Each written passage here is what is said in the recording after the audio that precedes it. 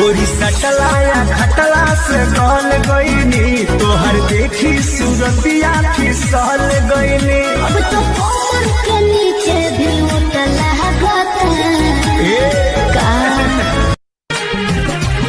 तू सलामत रह जी हीरा मुझसे बदनाम भइनी रानी तोहरे नाम से बर्बाद करके जिलू मुझसे बदनाम भइनी रानी तोहरे। तू नीचे जाके बोल दिया कि हमके लड़का पसंद नहीं खे। थैंक यू भैया। भैया वो कहा ना कि हमार पहले ही से एगो चक्कर बा। बस बस बस तू तो हमारे काम में आसान कर दिलू बहन।